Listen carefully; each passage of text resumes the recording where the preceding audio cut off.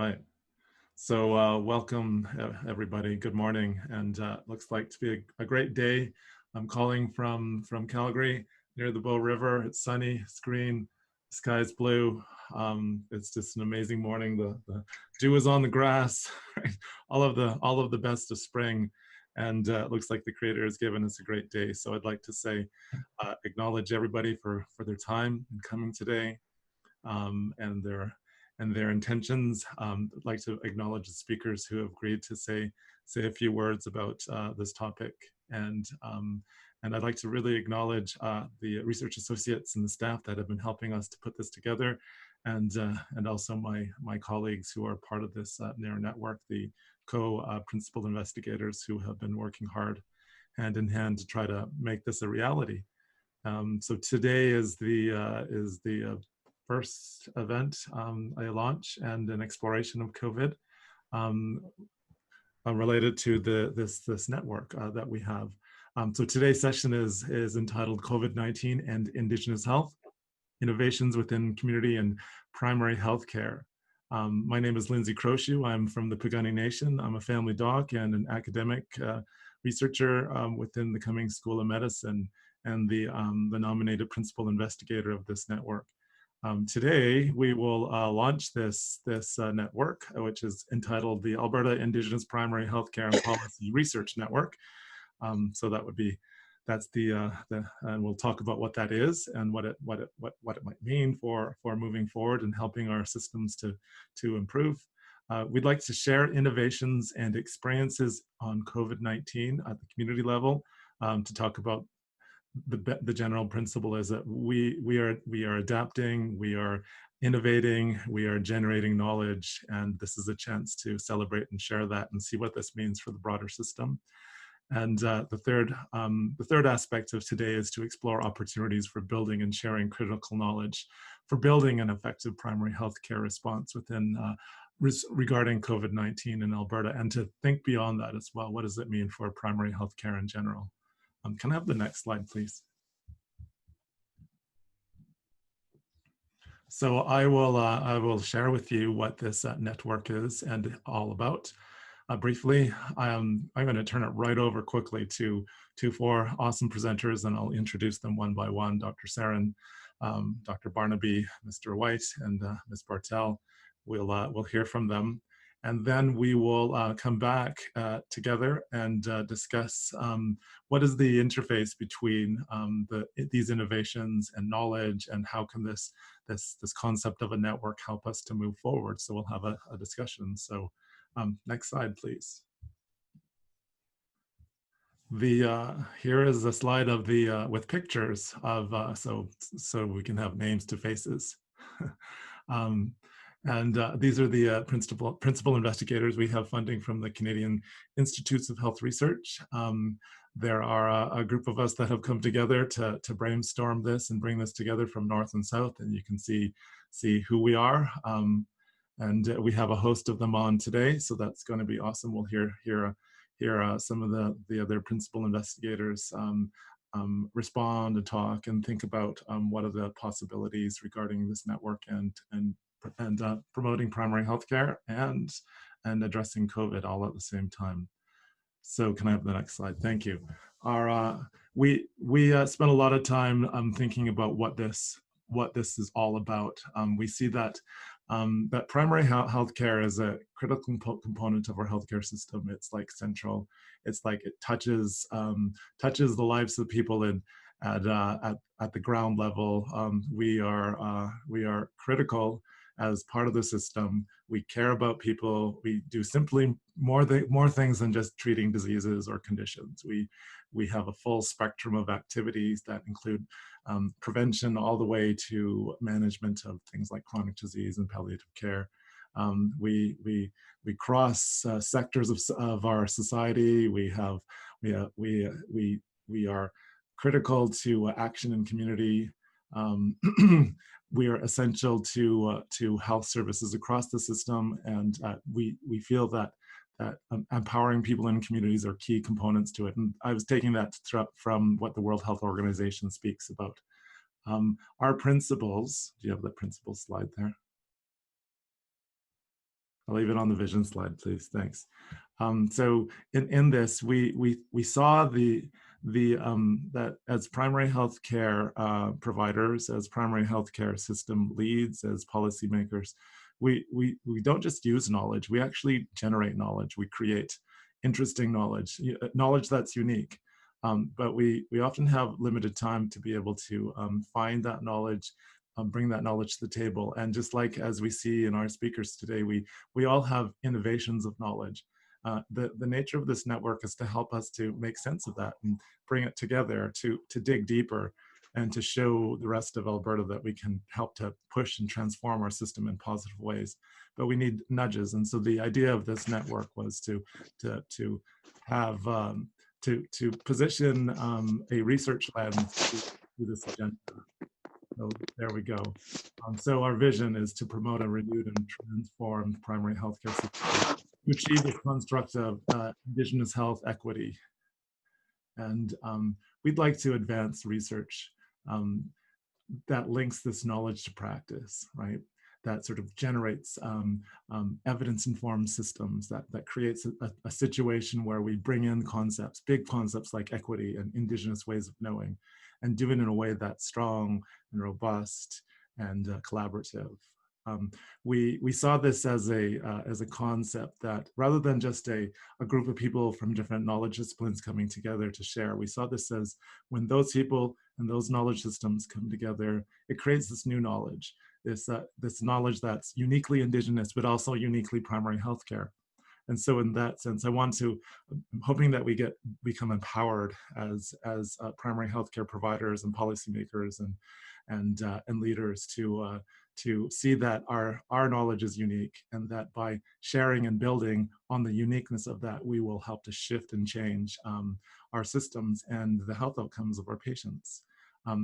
We ground our directions in the Truth and Reconciliation, and we generated our directions from community consultations in North and South Alberta when we were first building this network more than a year ago. We looked at the Truth and Reconciliation calls to action and saw three central concepts that we then explored via small group discussions. And those concepts were: how can primary health care be better equipped to address upstream social causes of poor health? What is needed for primary health care to play a key role in healing from multi-generational adverse life experiences? And what are the best ways of sharing and measuring impact of primary healthcare and policy knowledge innovation? So we engaged in deep conversations, and we came up with this broad construct of a network. The next slide is about principles. I'd like to see that one. We identified 5. Mute. Hello. If people can mute their computers and phones, that would be great. These are the principles that we locate ourselves in based on those conversations that we had. I'll let you just look at them yourselves rather than have me read them out. So I'll give you a second. If you can't see them, I guess if you're on your phone, the Coles notes are strengths-based, resilience-focused, health equity, Indigenous knowledge and ethics are central to this transformation. We have to address disparities by looking at all levels of the determinants of health. Community-based research is a vehicle for change, and measurement is critical. It should come from us and our communities, and it should define what is it that we do. And we need to understand that more clearly. So those are some of the key principles of this network. And the next slide shows that our basic aims, a network does things in particular. It brings people together, right? It strengthens and promotes partnerships and trust, right, amongst a whole bunch of stakeholders, which we all represent. I just wanted to be able to create another resource to come to the table that helps us come together in good ways. The idea here is that the medical school and research, they're helpful, and they're helpful helpful modes for things to come together. But I wanted to more formally have research and primary healthcare research in particular to be a key motivator, a key stakeholder at the table consistently. So hence this network came into being. Luckily, we got approval for funding from the CIHR on this, and we have a 5-year term for this plus 2 renewals. So a good 15-year commitment to help build, help build in a collaborative way better outcomes. The other thing is this network is intended to do is to facilitate sharing of research expertise, skills, and resources, so that we can come to the table together, those that have a research background. But the intention is to build research capacity amongst us, as well as share what capacity we have, skills-wise, capacity-wise, resources-wise, across all of the stakeholders. So those are the basic concepts of our network. We operationalize this within 5 objectives that you can see in this next slide. There we go.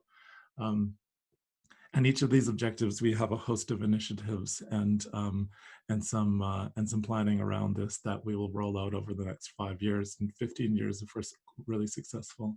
Number 1, we intend to foster Indigenous primary healthcare and policy research relationships and collaboration, so that, and we'll talk about more what that means after our presentations.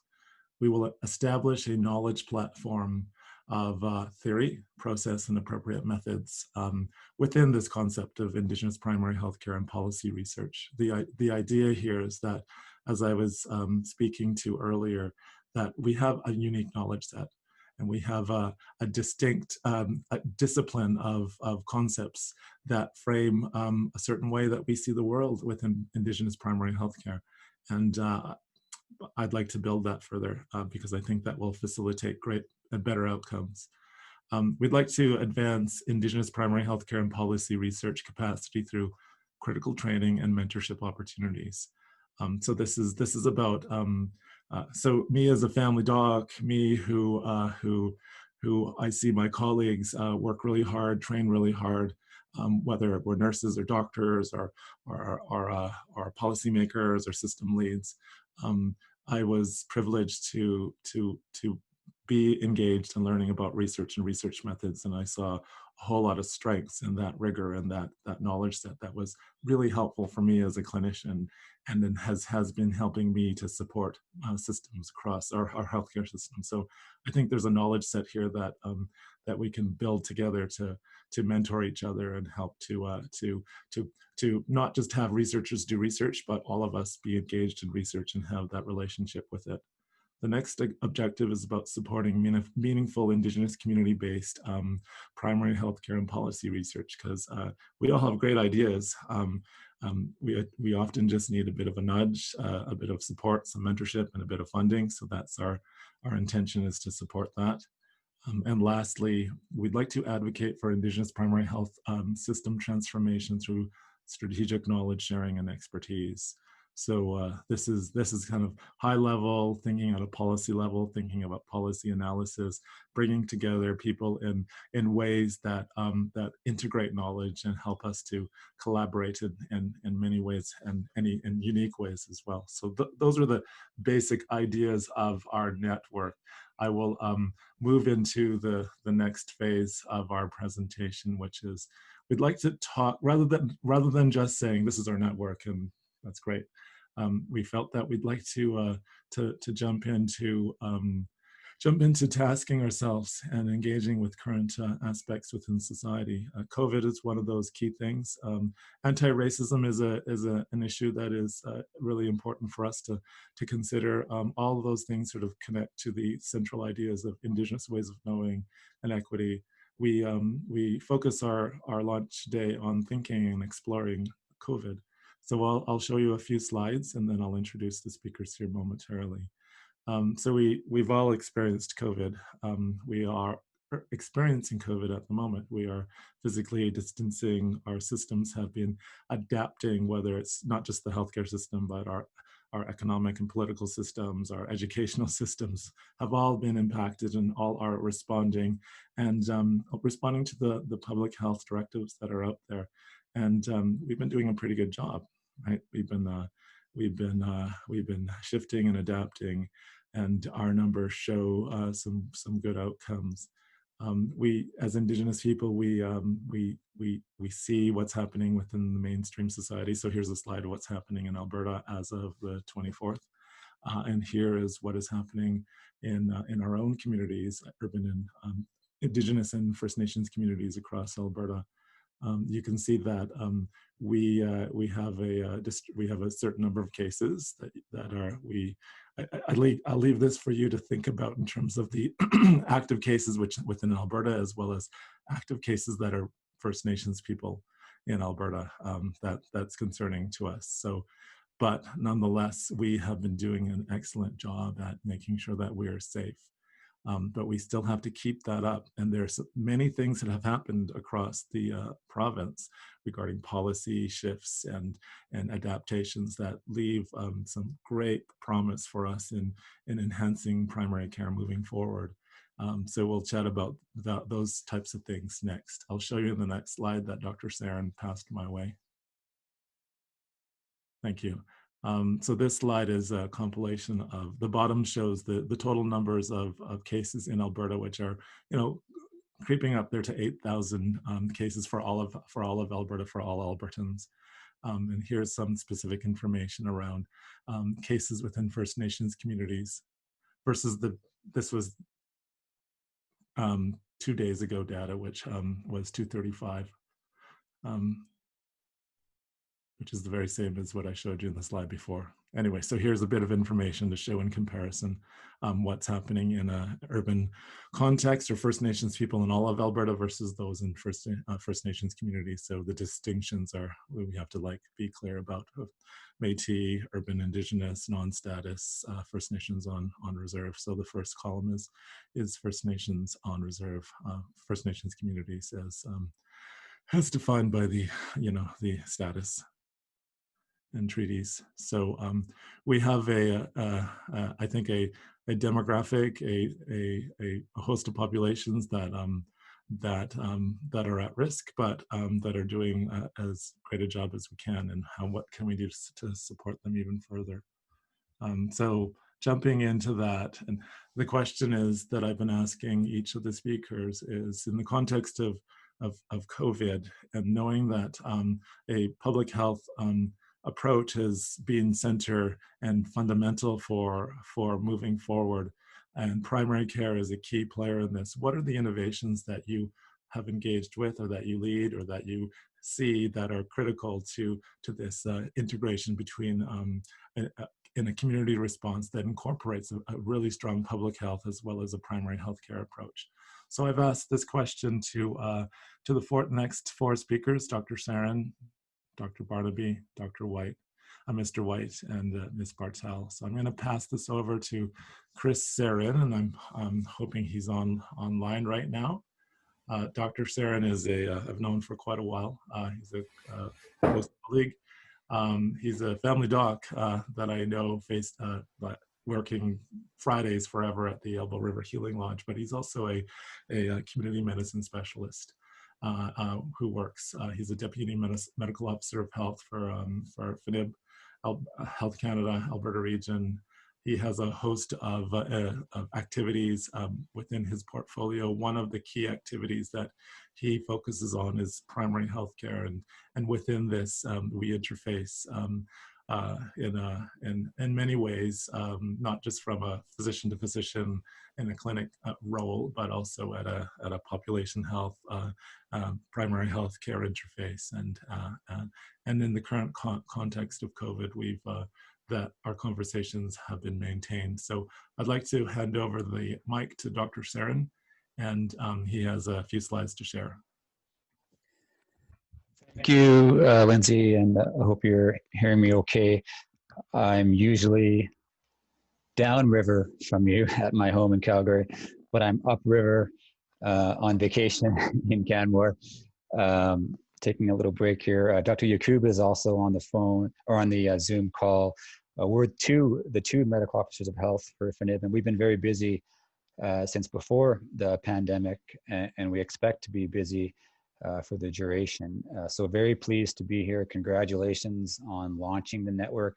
Thank you to Christiana for all the organization. And yeah, I know that we got 4 speakers here. And so just by way of intro, I would say, following up on the slides about the impact of this pandemic on First Nations on reserve, our primary role in Indigenous Services Canada is to support the on reserve First Nations. You know, public health has really come to the forefront, and we've been very, very busy. We're commonly working with communities, actively responding to cases, and we know that that commonly involves an interface with primary care. So it's our great pleasure to support you in the launch. I know that we were very excited when you received the funding, and we were involved in supporting your application. So we're very excited about what the next 15 years holds for the Indigenous Primary Care Project. So thanks so much. Christiana, if you can move to the next slide.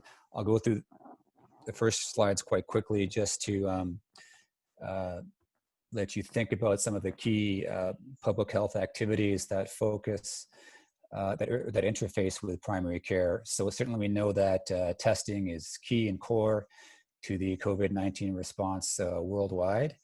And testing on reserve in Alberta is a partnership with community health nurses, commonly paramedics, commonly family doctors. And we've seen a marked success story, I would say. You can see the growth in testing as reported to us, the medical officers of health for the on reserve First Nations. It's really been a success story. This is not all the testing on reserve, it's most of it, we believe. And the final date there, June 15th, is actually, it looks like it's going down. It's just a reporting lag. So we know that this collaboration with primary care is a really big success story. The public health aspects being, a lot of it is like community screening, you know, and looking at asymptomatic testing as the pandemic has rolled out, and the changing testing criteria, but really providing a lot of information to us as to where the virus is. And so I wanted to just mention one thing about the impact on First Nations. Dr. Crow showed you the slide for the cases. It's also only really been 8 communities with on-reserve cases. So we're really happy, and you know, a lot of the reason for this is because of the work of First Nations. Part of that is efforts to control who comes on the First Nation and to communicate the public health measures, which have been very successful on limiting the spread to only 8 communities. But we do expect this to come. It is creeping, and it's continuing on reserve today even. Next slide, please, Christiana. The next 2 slides, just I actually like sort of toggling back and forth. We see that you know, in Alberta, these geographic variations, and there's maps available. This is a public health function, right? Surveillance. And that the impact in Alberta has been variable. If you quickly flip to the next slide, the impact on reserve for First Nations is a little bit different than what it is for Albertans. You can go back and forth, but these are rates, different y-axes. But certainly with First Nations, we do see the, and this rate would have changed over time, obviously. And right now we're very concerned about the south zone of Alberta Health Services. But because of the high proportion of First Nations in the north zone, the rate there is quite high. Obviously, this is impacting First Nations everywhere in Alberta. So my final slide is the bulk of my discussion here. Thank you for giving me, Lindsay, the opportunity to think about the innovations. This is an initial summary, and it is, we very much look to our research partners. We're going to have to innovate for, you know, a long time, right? So we had a opportunity to really plan and work with First Nations because of the success in limiting the initial impact.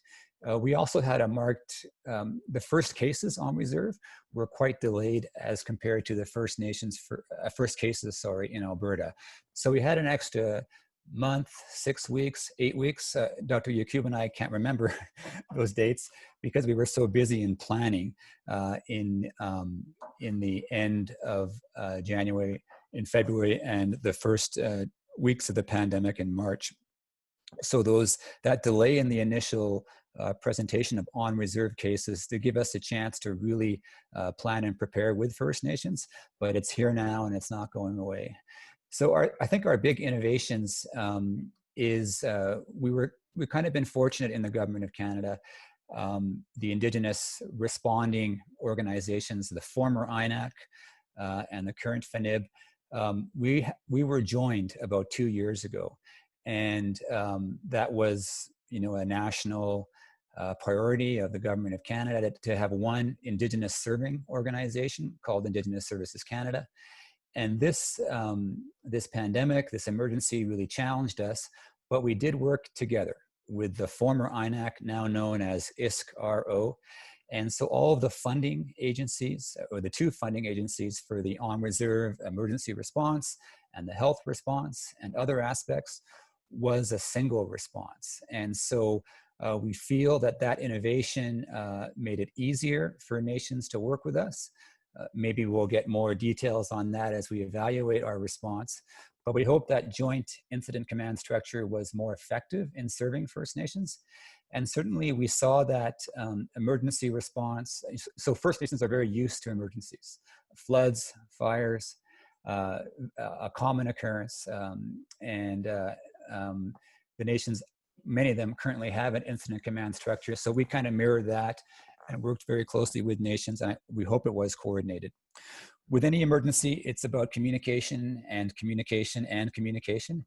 And that was the big focus of our effort before the pandemic was declared, and today and tomorrow. So Dr. Yakub and myself, with our teams, very quickly developed and planned, hopefully a widely reaching weekly video conference with the health centers, of which there are 46, trying to focus on their specific needs, trying to address their questions, trying to put the community needs first and foremost.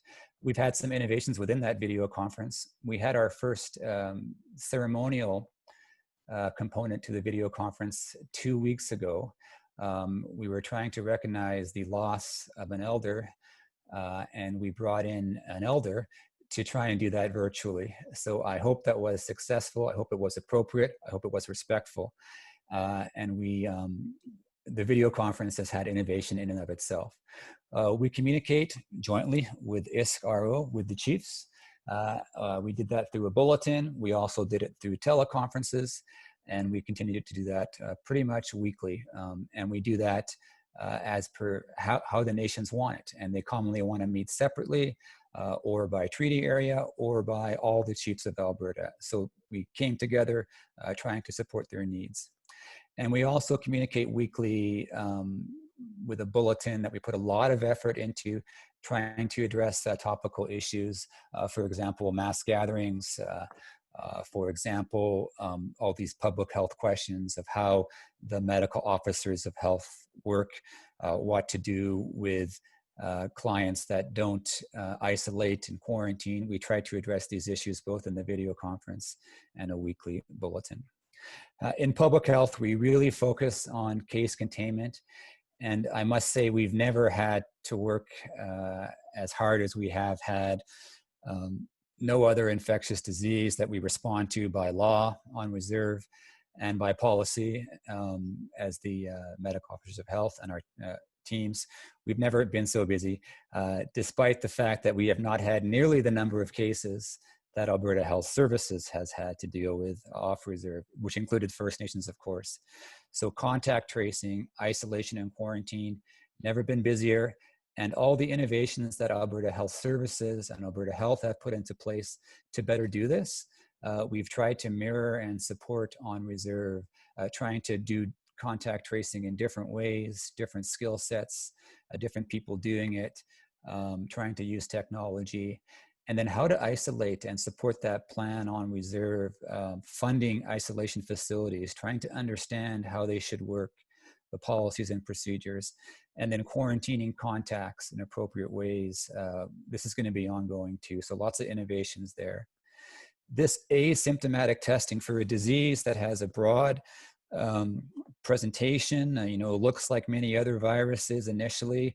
90% is mild disease, and the case fatality rate, we're still following that and wondering if it's different with First Nations, and not quite enough cases to make a final determination yet, but really trying to make sure that if asymptomatic testing is the approach of Alberta, the province, that the on-reserve First Nation has access to this testing. So many ways to expand testing. This is community work. This is nurses commonly employed by bands, and this is hard to do. And so we have supplemented the community staff in many communities to make sure that where there's very few staff, there's nurses and paramedics that can help out from the Government of Canada. We're also anticipating, serological testing and research that hopefully Dr. Croshu and his team will be involved in supporting in an appropriate way, and making sure that First Nations are on the forefront of any research with how these serological tests will happen. And then, of course, primary care, what we're talking about today. And I'll wrap up right now, Dr. Croshu. I know you have 3 other speakers, but really trying to make sure that those that are working in primary care on reserve are linked to us, and we are linked to them, so that the testing is coordinated, so that when we get positive cases through family doctors testing or nurses testing, we're aware of as soon as possible and responding to that. We see these COVID clinical pathways, like what was developed in Calgary, really, really important as public health, who typically does the follow-up of cases and contacts. When it becomes severe disease, it's outside of our wheelhouse and needs to engage the family doctors, needs to get to hospital, and the right hospital efficiently and safely, and needs different levels of care, right? And so we know that week 2 is a high risk time for people with COVID. We know, or have some idea, pretty good idea, of who's at risk for severe disease. They need to be monitored, and that's a bit beyond what traditional public health does.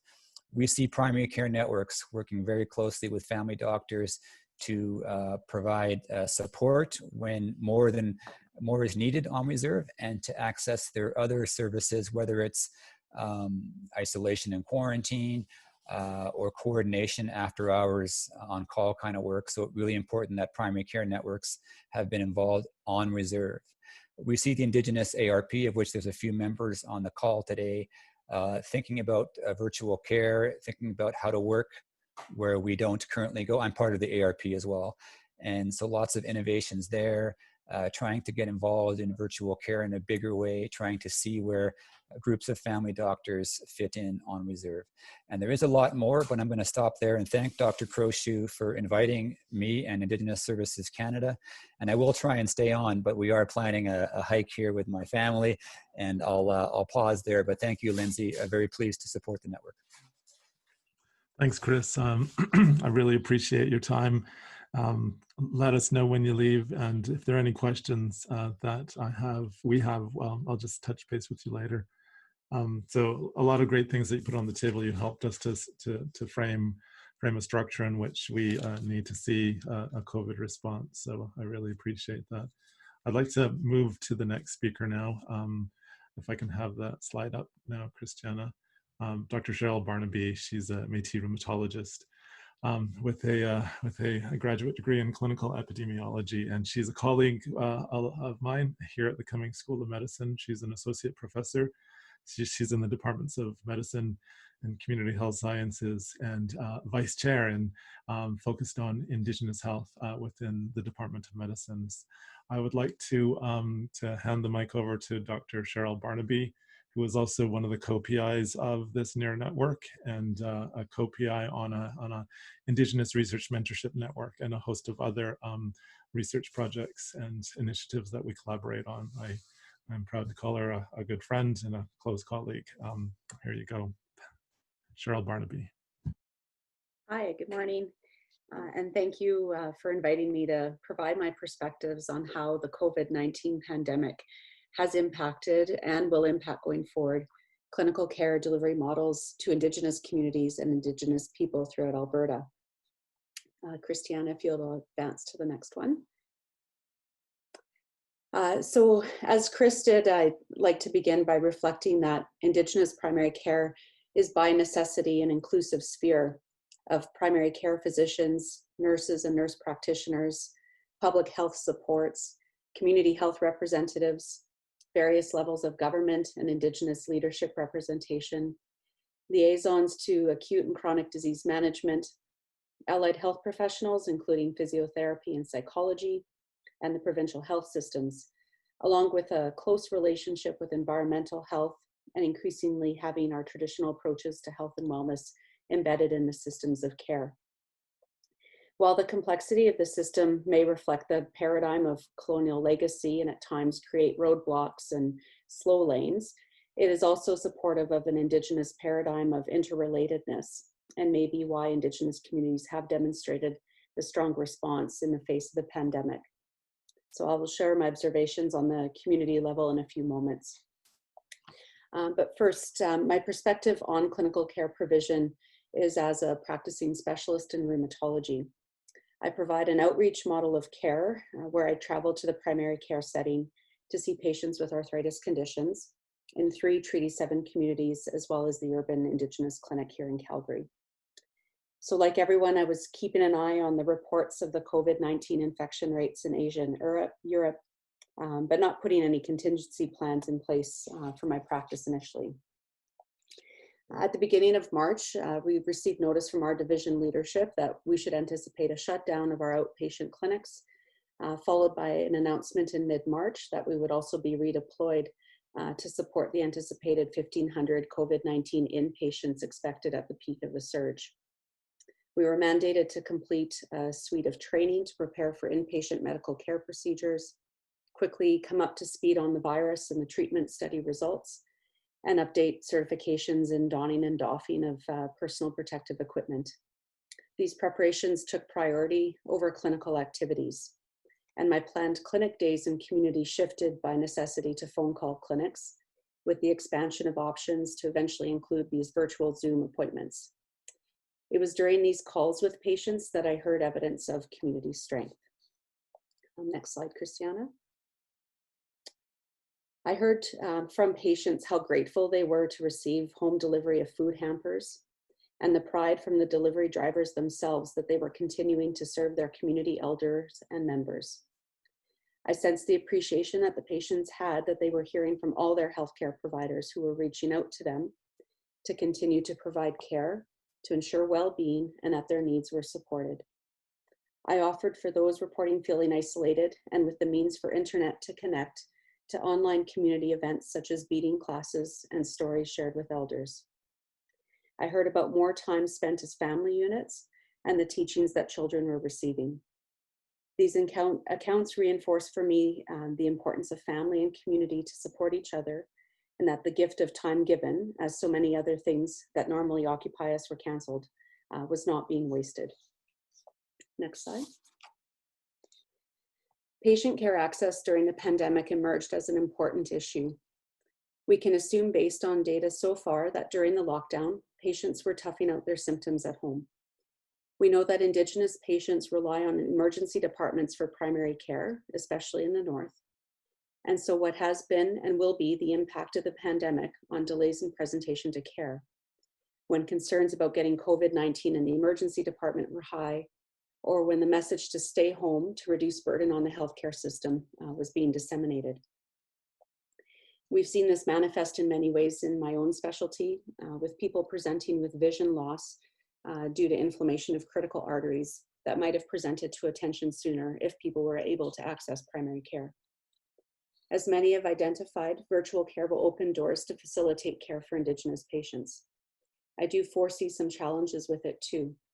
At the end of the phone call clinic days, I reflected on how I had not been diligent enough in keeping patient contact information updated and worried about the people who could not be reached.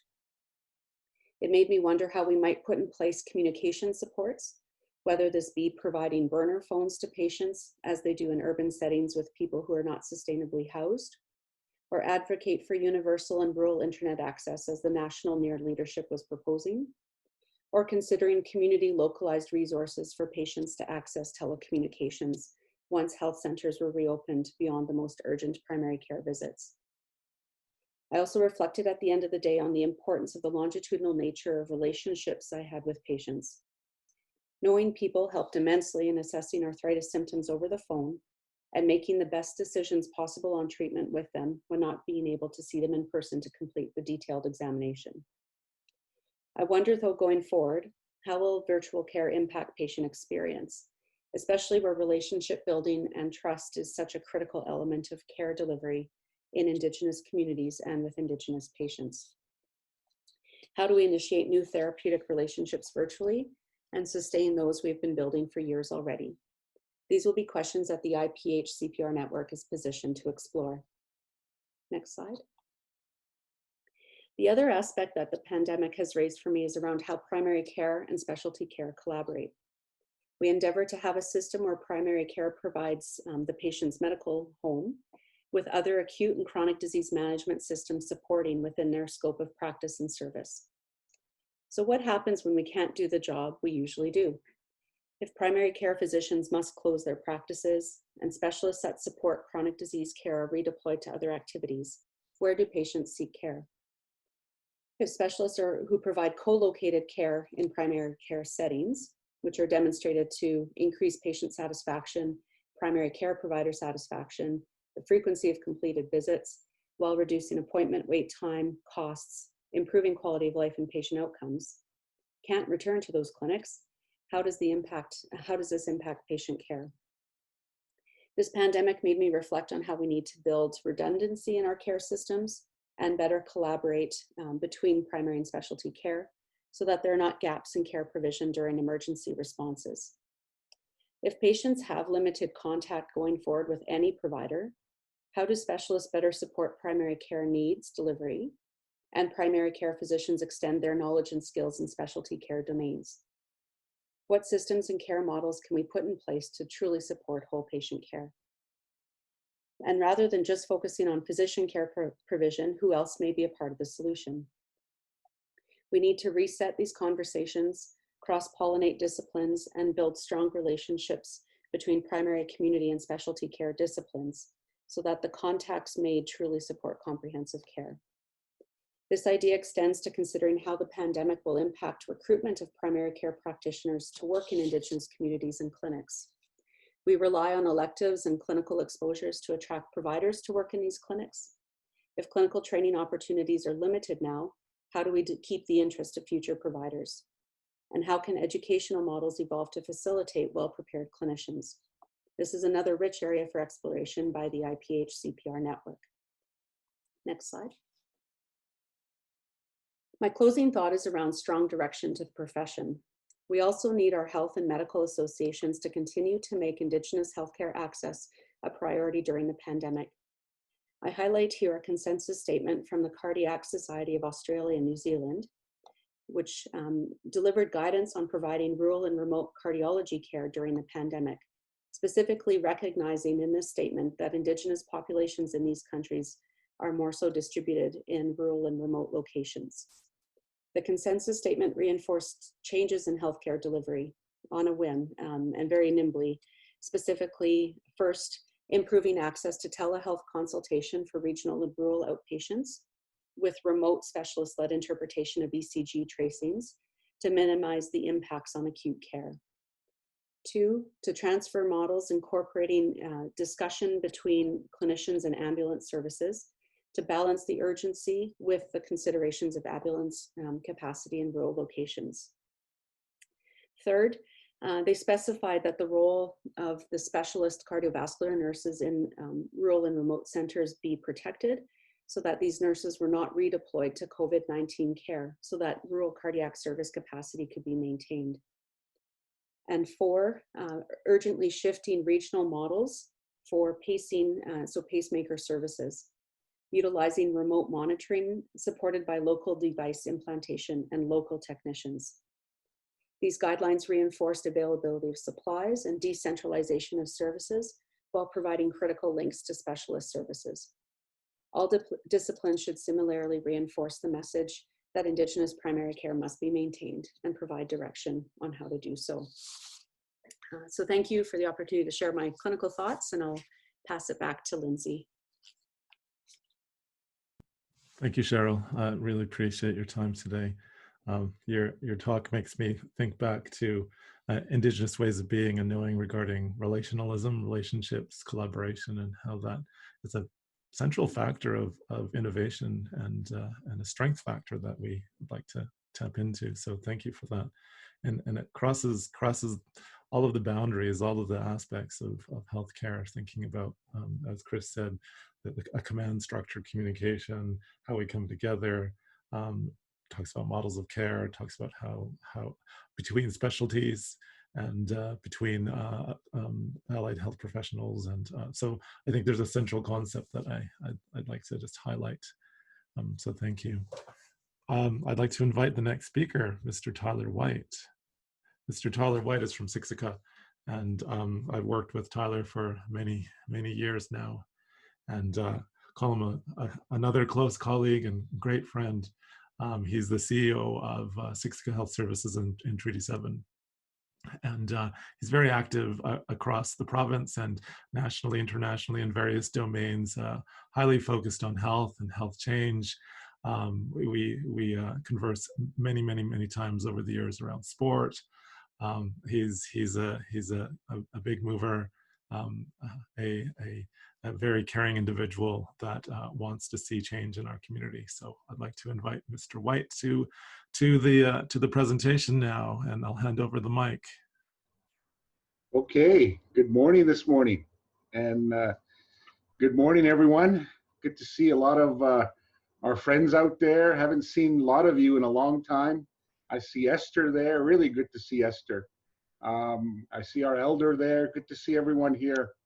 And just first and foremost, I want to just start off with an acknowledgement, sort of this, I guess, virtual acknowledgement, if you will, of Lindsay. You know, he just received an award from the Royal College, the Dr. Thomas Dignan Award, and it's well deserved. So I want to just wish my brother all the best and just continued success for all the work that he's doing, and prayers to him and his family. So let's just give Lindsay a virtual clap here or whatever. I think it's well deserved. So I'd like to start off that way.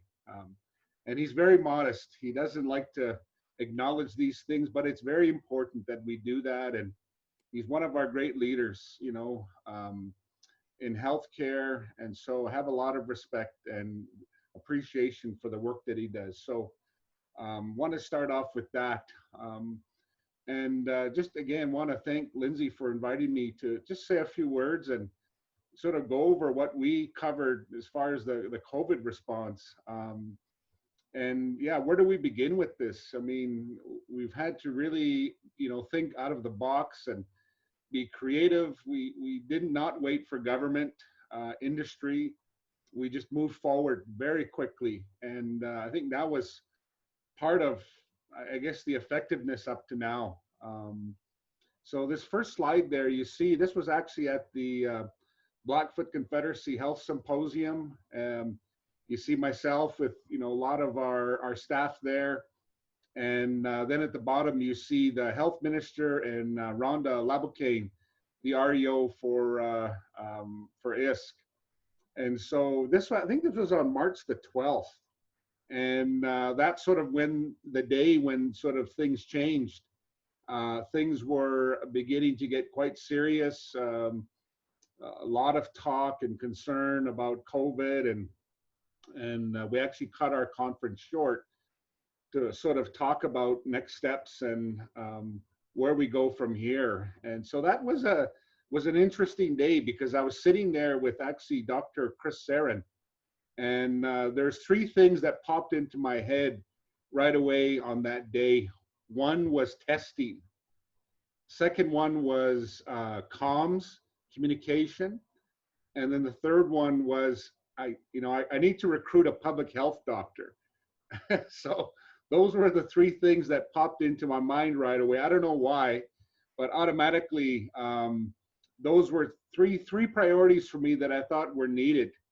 And so from there, you know, we quickly looked at organizing ourselves, quickly looked at the planning and support for management, reviewing the nation's, you know, overall pandemic plan, clarifying, you know, protocols, testing, contact tracing, isolation options, just reviewing all of those processes. And of course, you know, a favorite was PPEs throughout this process. So we had to quickly get ourselves organized, not only for health, but also for the other non-health sites on the nation. And again, look at also the congregate living facilities on the nation, because that also posed risks as well for some of the our vulnerables on the nation and what have you. So just move to the next slide. So yeah, another big thing, again, infection prevention and control. One of the things we did earlier on, and actually weeks before the province, was we put in restrictions for our Elders Lodge, our, you know, essentially our long-term care facility. And it was difficult to, you know, explain it to the elders and make sure they understood. You know, we had translators, we had various people involved with this process. And again, up to now, we've worked closely with the elders. We've had obviously cases, but each time we've gone in to explain to, you know, I guess lessen the anxiety and fear that might come from that. So the elders have been actually a source of strength and support. And you can see there, you know, they're always sending pictures, maybe not practicing physical distancing so much, but I think, you know, you can see, you know, the love and the care they have for the community. And so just grateful for, you know, that support and prayers and guidance. So that they were obviously a big part of the early days, and setting up, of course, you know, guidance. I think that was another thing we developed quickly, was the development of guidance and implementation of toolkits for gatherings. And again, indoor, outdoor, started looking at various facilities on the reserve, what's appropriate. You know, we established a standard on the nation for screening. All of these things we did, you know, relatively quickly. And it was challenging because, you know, you're dealing with multiple entities on the nation. You have the political body, chief and council. You have other entities within the administration. You have the community. You have your own organization. So a really complex situation. And then on top of that, you know, you're dealing with jurisdictions of federal and provincial government. So very complex. And so trying to navigate those waters was challenging. But again, I think, you know, we had a pretty good team. And I think, you know, we were quick and moved fast. And I think that was very helpful. I think it was Dr. Sarin mentioned, you know, the initial setup of emergency management and health. And, you know, most people, you know, declared a state of local emergency. And we did that. So there were some challenges in, you know, how the director of emergency management and how health sort of was working together. And again, it was a public health emergency. So there were some challenges there. And I think, you know, once we get an opportunity down the road, we can evaluate and review and improve just some of those processes as we move forward. But those were some of the, I guess, the early days of this process. And at the same time, I had the opportunity, you know, I was invited to sit in a few of the Alberta Health Services meetings, the Zoom meetings, and sat in the South Zone meetings, North Central Zone meetings, and then encouraged Chelsea Crowshoe to start setting up meetings for the health directors for the Calgary zone. And so we got those started and got those going. And again, I think there are different approaches in the different zones. So that was quite interesting. And so, again, I think the other thing, we encouraged, my colleague Rhonda in ISK to get out the information, start getting the newsletters out, start getting the information, because in the early days we were getting, info a week or 2 weeks later, and it really wasn't helpful for us. And so, again, just trying to encourage, the governments to get their bulletins out, get their information out to communities so we can, plan accordingly. So that was, again, some of the early days, and some of the interesting things that, we're doing, of course, now. We have our annual Sundance that's coming up. And again, one of the pictures down there is just a picture of some of our society leaders, and they came to health and they asked us for assistance and guidance. So it was something, again, that is unprecedented in this Sundance, to bring this public health component. And so we sat down with the society leaders, trying to limit risks, and it's almost a form of harm reduction, I guess, if you will, when you look at the context, in the Sundance context for us. And so it was interesting working with them, and there's all kinds of different components, of course, to the Sundance for those who are familiar with that process. And so not only were we providing, education and learning, but also they were educating us. And so, that was so helpful, from a number of different perspectives. So, our staff have really benefited from that, and we need those prayers, especially at this time. And so, now we're sort of preparing for the Sundance, which is coming in a few days, and looking at all aspects of the Sundance. So just one of the things we're doing right now. Next slide. So as I mentioned, one of the things we did earlier on was testing. Testing. So, we established this drive-through. We established a COVID response unit that actually would go into communities, go to homes, and do testing. And so that's done, 7 days a week. And now with the CRU, we're now beginning to start testing off reserve. As most people know, our populations go on and off reserve. And I think that's one of the things that maybe the systems aren't recognizing, whether it be Health Canada or AHS, because a lot of times, depending on which system, finds a COVID patient, there may be delays, and those delays are critical to limiting, any outbreak or any further exposures.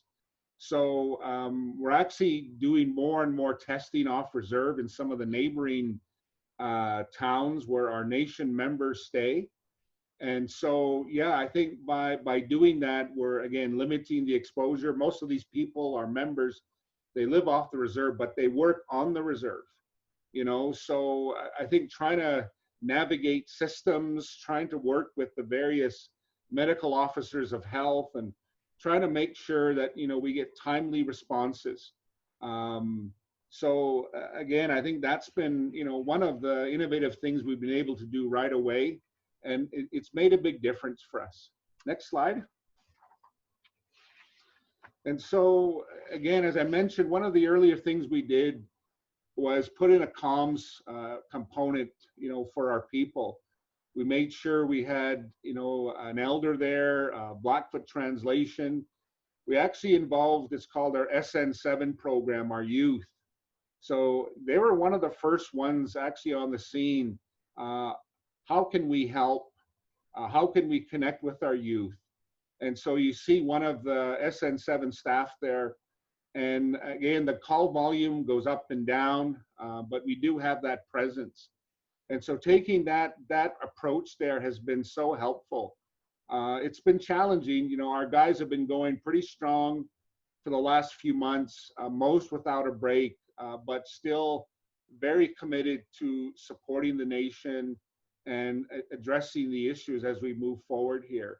So again, a lot of work around comms, trying to update continually our members, making sure we get those videos out. We've had a number of videos from our youth get out. We developed some interesting technology with our website. We have it's called a chat bot, and the person's name is Kelsey. She'll answer any of your questions, through our website. So again, interesting. Next slide.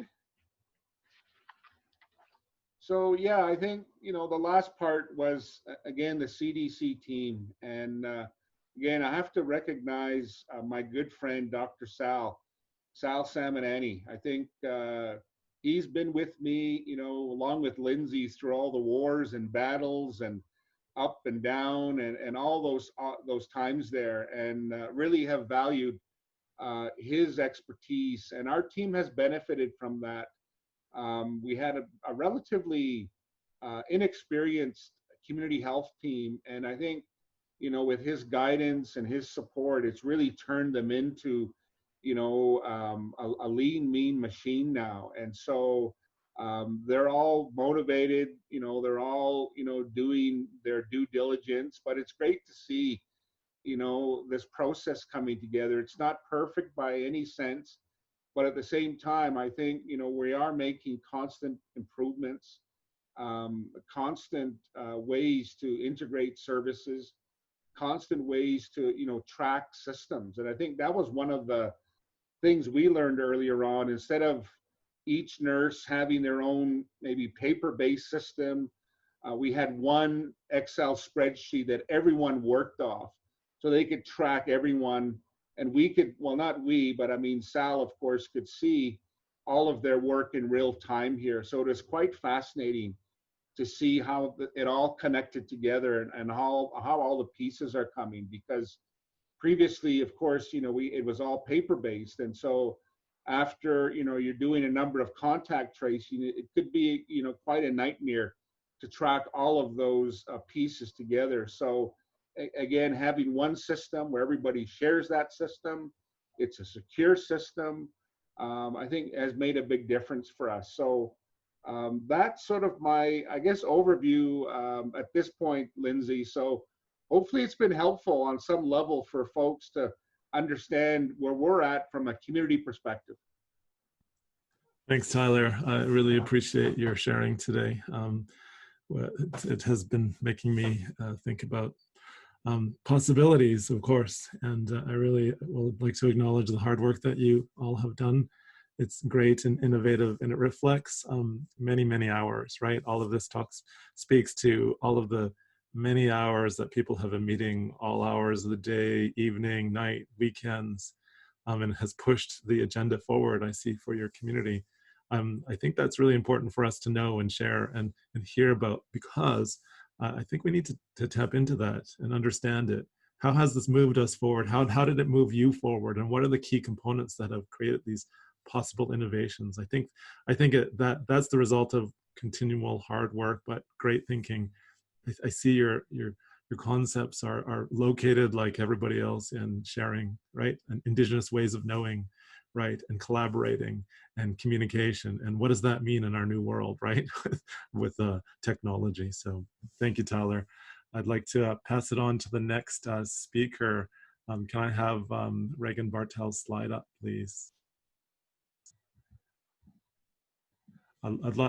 Really pleased to welcome Ms. Reagan Bartel to the table here to hear from her. So she is very new to me. I'm pleased to be able to start knowing Ms. Bartel.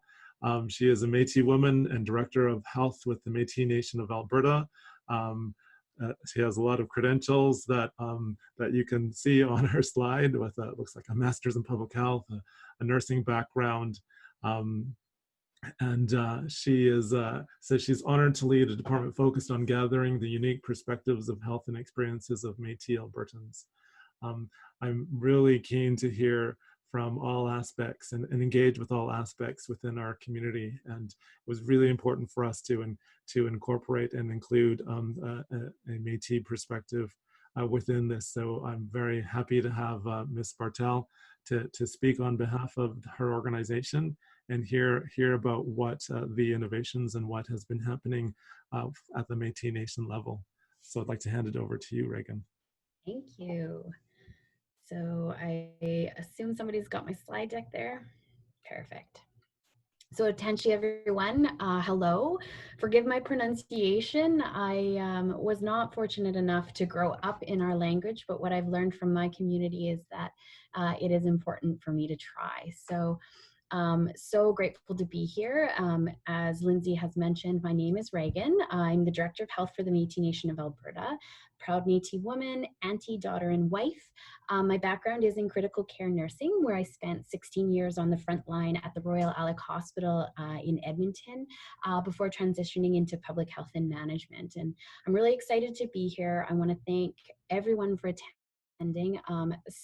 Especially heartfelt welcome to any elders and knowledge keepers who are engaged in this presentation, and a special shout out and warm welcome to my own knowledge keeper, Norma. I'm so glad she could be here to learn about this network. So I just have a quick 10-minute presentation, and certainly open to people contacting me if they want to hear more about what's going on with our community, but I'm just going to kind of keep it short so we can get to important discussion. So a little bit of background, and I provide this because in my experience and in my community's experience, the Métis folks are often, I don't want to use the word invisible, but we're certainly often grouped within a pan-Indigenous approach. So I like to give a little bit of background kind of about who we are and who the Métis Nation is. And we're the representative voice for Métis people in Alberta. And our geographic location actually spans the entirety of the province, which we divide into 6 regions, as you can see here in the slide. And nearly 1/3 of the roughly 114,000 Métis Albertans, or those who identify as Métis Albertans, are actually citizens of the Métis Nation of Alberta. And the focus is that the MNA is responsible for improving the health outcomes for our citizens, which means that our department is committed to developing policies, implementing programs and services that will result in the betterment of health and wellness for our Métis folks. So it's primarily achieved through the development of self-directed health and wellness opportunities, specifically focusing on awareness and education. Obviously, our overarching values include a commitment to using a strength-based approach, which is grounded in the voices and experience of our community. We're focused on community solutions and in culture and evidence. And I place evidence in quotations because the MNA values best practices for health, where you see traditionally it would be defined as evidence, but we also make room for that traditional Métis knowledge and experience, because I think, and our department values the importance that Indigenous evidence, knowledge, and ways of being should be included within that definition of evidence. And so while it's often overlooked, we subscribe to that. And the end result, I would hope, and I think we are achieving, is that we're an organization that strives to be responsive, collaborative, and inclusive, while advocating and hopefully creating opportunities for Métis Albertans to participate and experience an equitable application of primary health that moves us all forward in a good way. So next slide, please. So as I'm sure that you are all aware, the World Health Organization does define health as, being focused on treatment, rehabilitation, palliative care, has a focus, of prevention, promotion, protective factors, looks at the whole person throughout the lifespan, the continuum of the person, and focuses on kind of the broader determinants of health. And so the MNA has engaged within our own community to ensure that a Métis-specific understanding of primary health is defined and then validated by our community. And so what became apparent in these engagements, and as an aside, health engagements are always very well attended. That is one of our biggest pulls within our community. So we know that our community is engaged within the sphere of health. But what became apparent was that there was a unique importance that was placed on kinship and community ties. So beyond, we agree physical, mental, emotional, spiritual, all of those things similarly to who are applicable to us. But within our community, that kinship and community ties were critically linked and enhanced the primary health of our community. So it's enhanced by social connections, it's enhanced by relationships, both with people and to the land. There's a strong cultural component and social activities. They absolutely emerged broadly across all regions and across all ages. So it is something that I think is really important. Then when we're thinking about a Métis definition of primary health, it goes beyond the biomedical, it goes beyond just what WHO is saying into the unique nuts and bolts of who the Métis people are as a community. There obviously, we do have challenges within primary health, and this list is very small. It's just a snapshot. But our primary health typically is diminished within our community when we face challenges associated with systemic racism, obviously low income, environmental conditions, lack of services, and a loss of traditional knowledge and identity. And those are themes that I am not bringing forward. Those are themes that are coming directly from our community. And again, just a small snapshot, and certainly open to people reaching out if they want to explore things further with me. Next slide, please. So I actually hesitated to call our approaches to COVID-19 innovative. And in my way of thinking, if I'm listening to my community and responding to them, and if I'm defining that as innovative, then I feel like I got far bigger issues in primary health. So, I mean, spoiler alert, the community always has the answers. They always have the solutions. And so I think it is important to remember that while I'm classifying them as innovative, they really aren't innovative to our community. They are what they have always known and shared, and it's just up to us as an organization to act upon those things. So that caveat aside, I do think we actually did an amazing job and responded kind of within the Métis concept of primary health that I outlined on the previous slide. So I'm not going to go into too much detail, but a few of the key things that I think perhaps were innovative was ensuring that we had regional responses. And I think it's really important to remember that our community is unique in that we are not a geographically locked community. We span the entirety of the province. And so that does make things challenging for me in the health department, because anything I do needs to be stamped across the entire province. And I'm sure those that are following the media and on all the coverage in terms of, you know, the federal dollars that are attached to that. We are doing a provincial response, trying to hit everybody with not even a drop in the bucket in terms of funding. So that is a challenge that we face. But we did accomplish what we set out to do by ensuring that regions and locals had the capacity to respond directly to locally defined needs.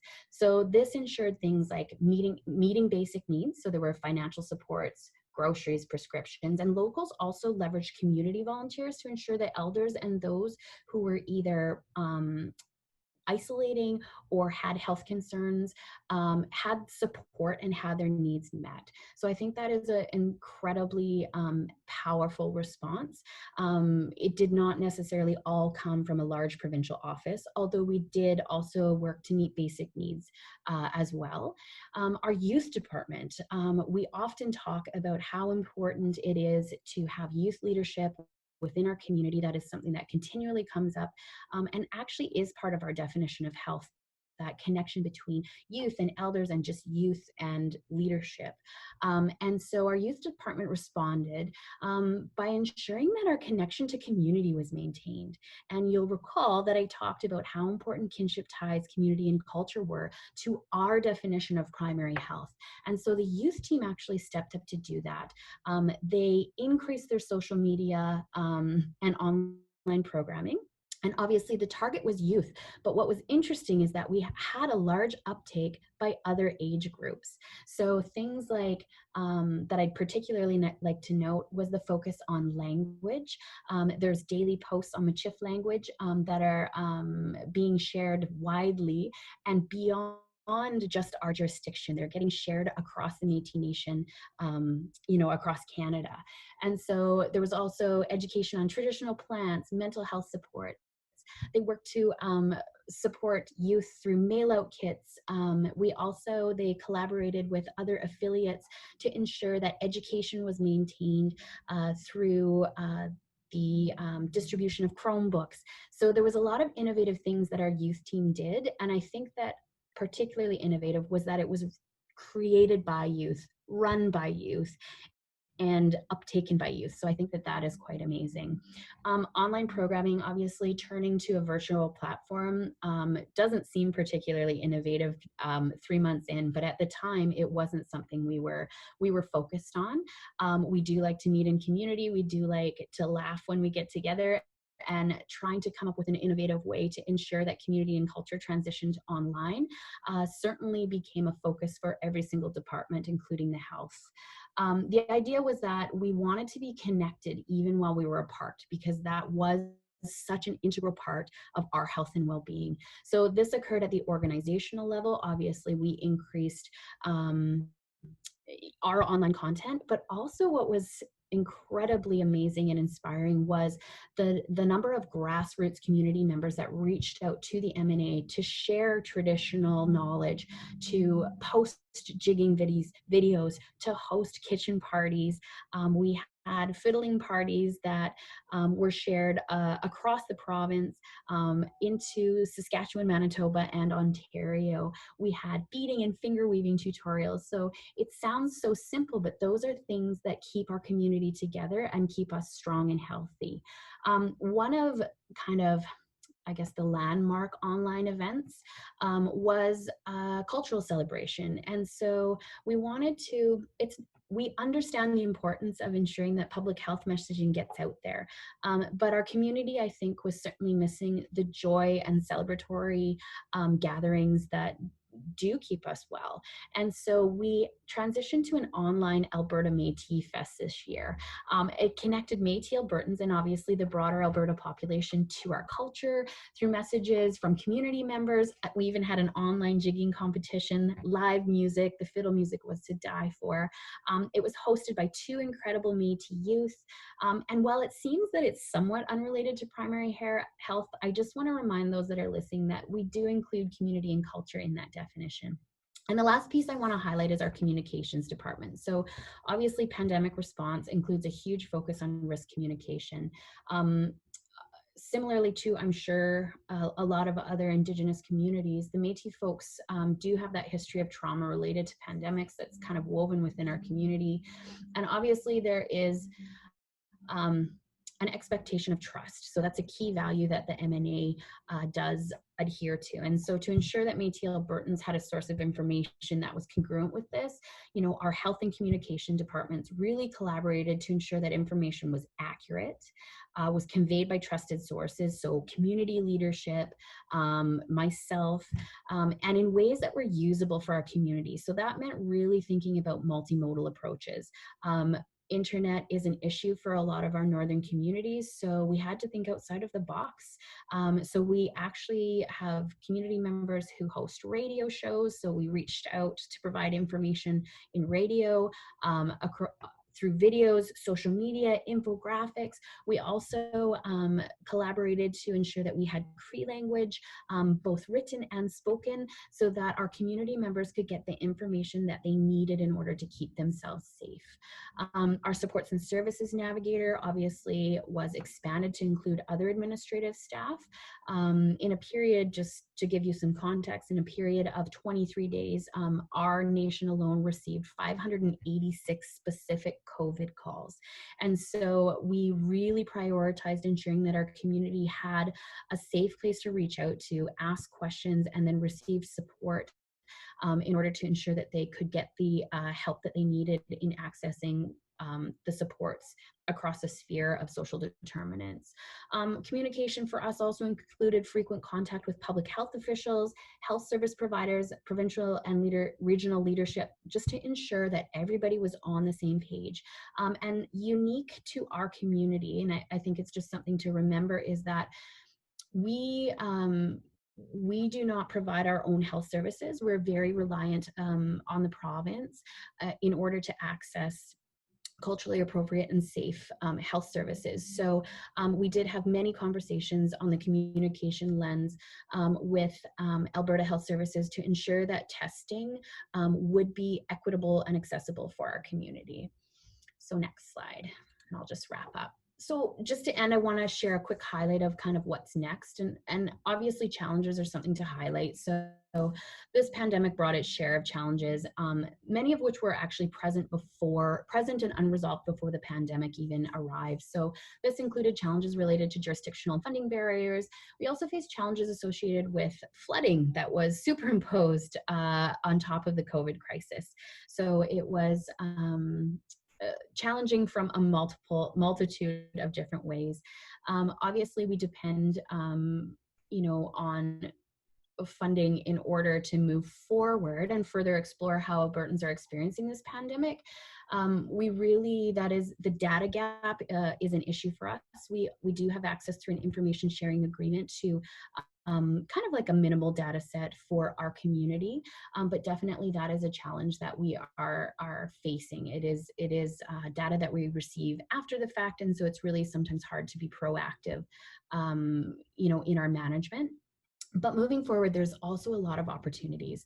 We are looking forward to evaluating our current response and ensuring that we adapt it to continue to meet community needs. And this obviously includes developing an inclusive recovery plan that builds upon our strengths and our existing programs and our community. So thank you. Marcy. Thank you, Reagan. Christiana, if you can put up slide number 19, I think it is, the full table.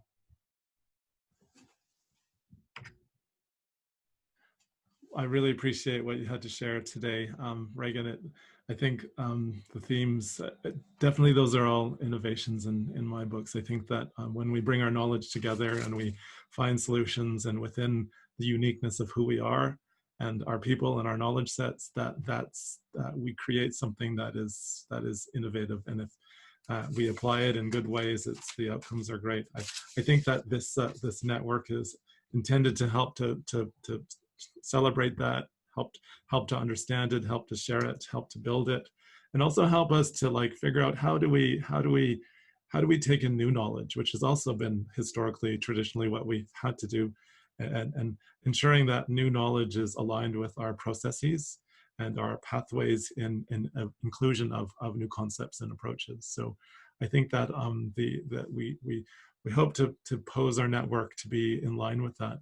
But also, Reagan, you bring up kind of like that challenge that I've always internally sort of held, but also verbally stated to anybody that I could speak to in a presentation about how can we in primary healthcare facilitate best outcomes in health by connecting to social cohesion, by helping people to come together, helping people to have healthy and strong relationships and do things that are meaningful for them, that ground them to each other, grounds them to community, grounds them to family, grounds them to the land, grounds them to ceremony, all of that kind of stuff. And we know those are big picture outcomes, but how can we do a better job in primary healthcare and think beyond just me and that person in front of me, but think beyond into thinking of those domains and how can I help as a practitioner in that moment, as well as more broadly within community. So it's a challenge that I have given for the last decade or two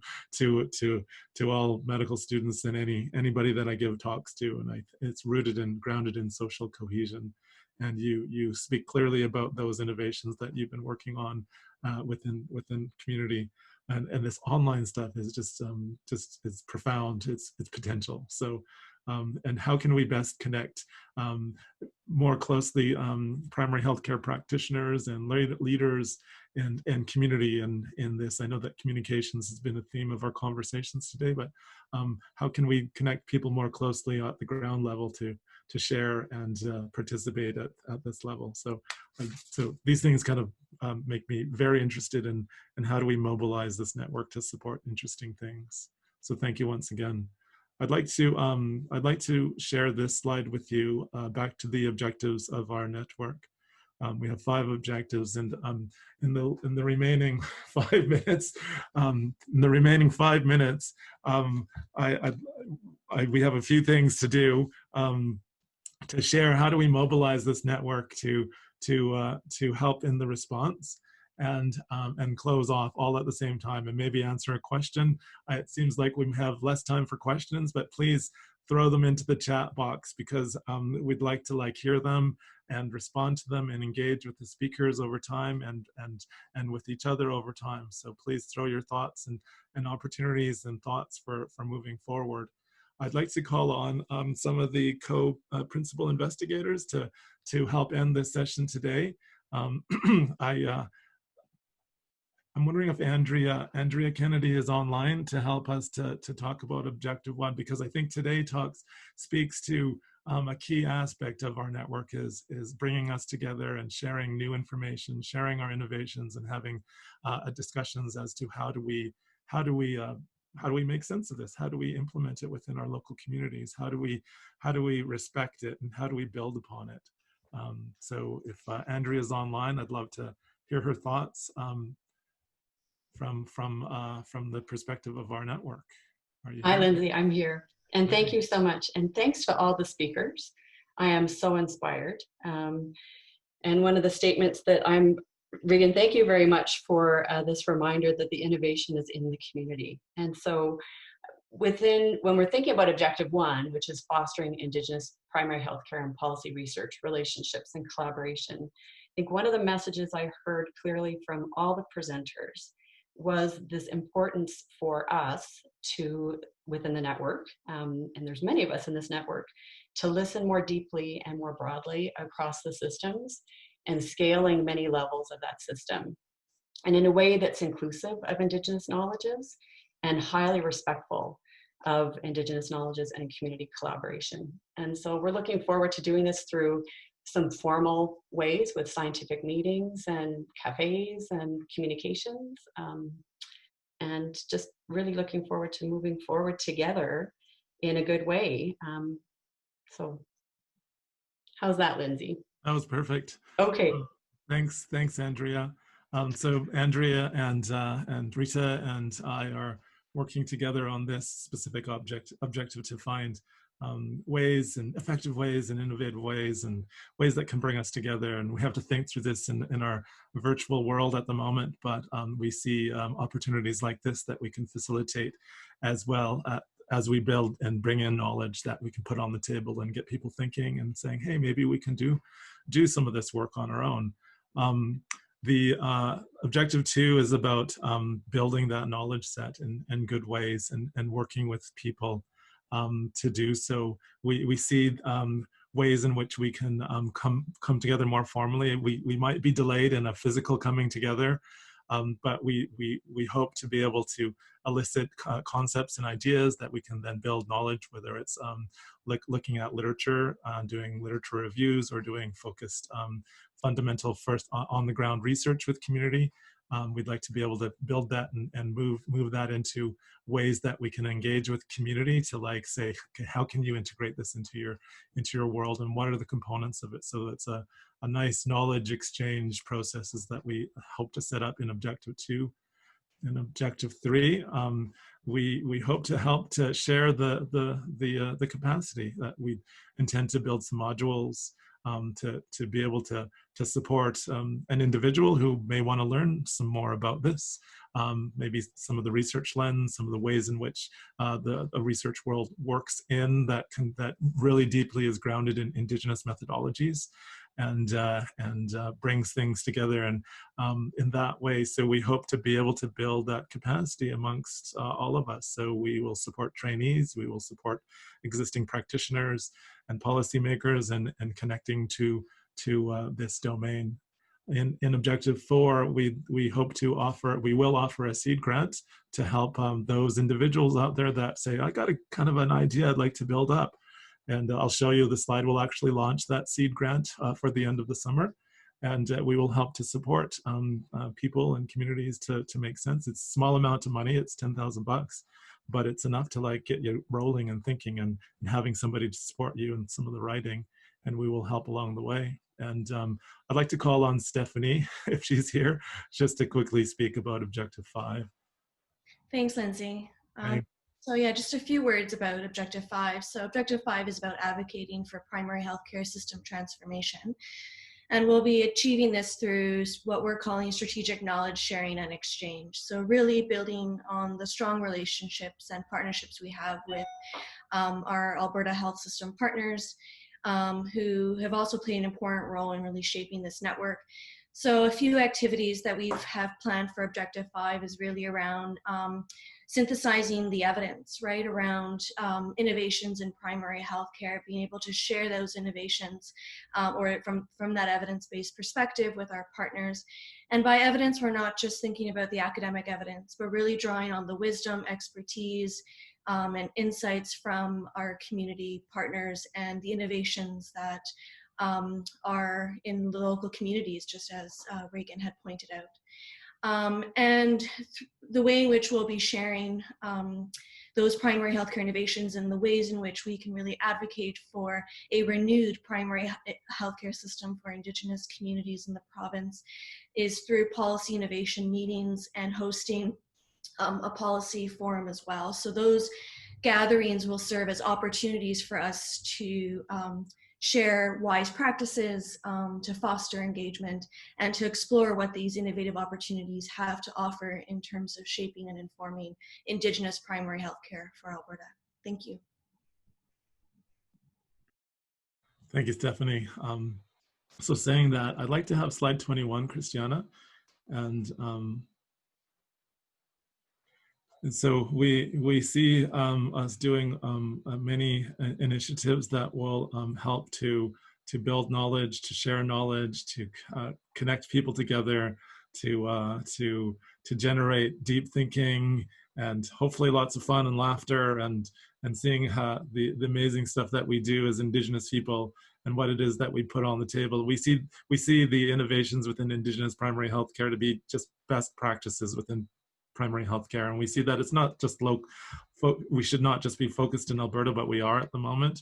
We need to tap and connect across Canada, across other nations, because Indigenous people across the world have many things to offer. So we see our potential reach to be quite large, and so that's what I find super exciting about this. I'd like to end our session to share one of the initiatives that we will help build, although I do love the idea of having many more of these conversations, some science cafes, some forums, innovative ways of coming together. This is one in which we would like to launch, in which we'd like to support people in their own research.